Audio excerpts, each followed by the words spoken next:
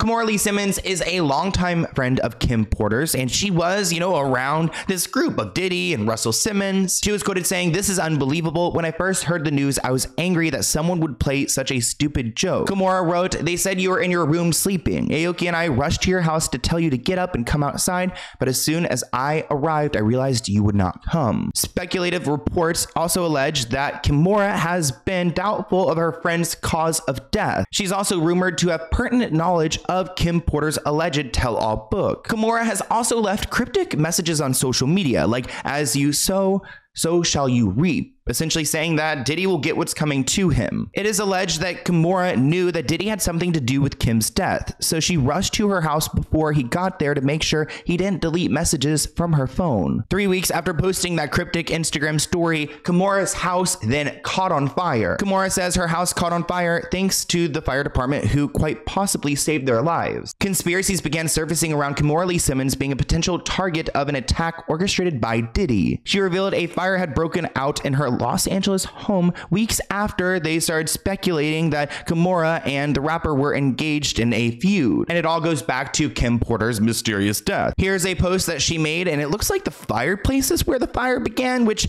is interesting because isn't a fireplace like where the fire is contained? I wonder if that's like an entrance into the house. Can you imagine if someone dropped something down in there? Again, I'm just making assumptions here. There is an old interview with Kimora Lee Simmons that has resurfaced in the wake of Cassie's allegations.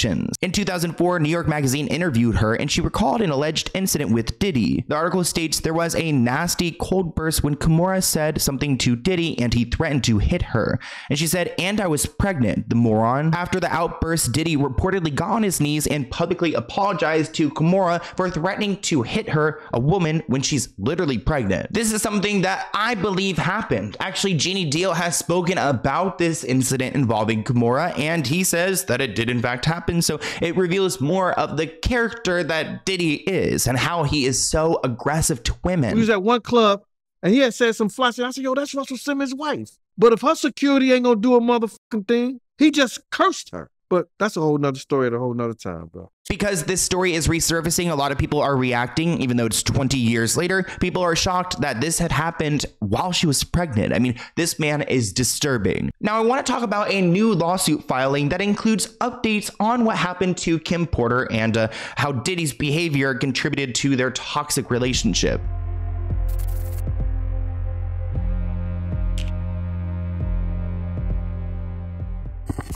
This article reads, Diddy allegedly forced student ex Kim Porter to take ecstasy during SA. This woman named April, a former Fashion Institute of Technology student, said that Diddy promised to mentor her in the industry after meeting her in 1994, but their friendship quickly manifested into aggressive, coercive, and abusive relationship based on sex. April recalled 4 terrifying encounters with Diddy, one which was from 1996 where he forced Kim Porter and April to take ecstasy, then demanded Kim to have intercourse with April. The night of the encounter, Diddy's late girlfriend Kim Porter was feeling lightheaded and lethargic after Diddy forced the pill down their throats to ensure the pills were swallowed. April vocally opposed the idea of intercourse with Kim, but Diddy quickly reminded her that she had no control over the situation as he could make her lose her job. She was actually interning at Arista Records, trying to be a hopeful in the industry, so again, him leveraging his power. Documents stated that Diddy sat close by and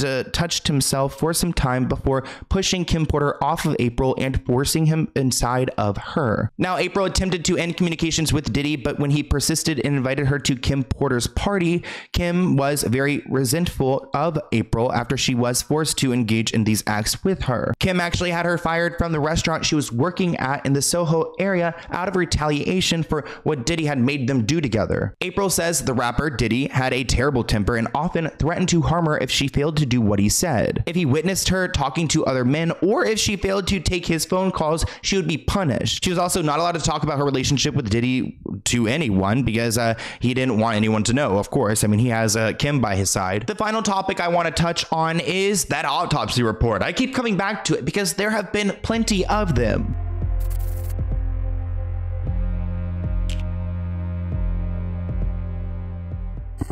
I want to talk about what happened to Ed Winter because he was the man responsible for looking at Kim's body and determining what happened. Reports write that as Diddy faces the internet's wrath after being accused of assault, the WLA County coroner Ed Winter's death has become a topic of interest. The passing of model Kim Porter, who was the mother of Diddy's children, was allegedly investigated by this man. Many now believe that the rapper played a role in his death. On March 19th, TMZ announced that Ed Winter had passed away in his LA residence of natural causes. Now, he was 72 years old, but he was responsible for investigating the deaths of multiple celebrities, including Michael Jackson, Whitney Houston, Brittany Murphy, Tom Petty, and Corey Haim. This person wrote on Twitter they doubt that Ed Winter died of natural causes after being asked to reopen the case of Kim Porter's death. The model's autopsy initially revealed that she died of pneumonia, which many refuse to believe. There isn't any hard proof to show that he was targeted by Diddy's people, but it is a coincidence that he died shortly after,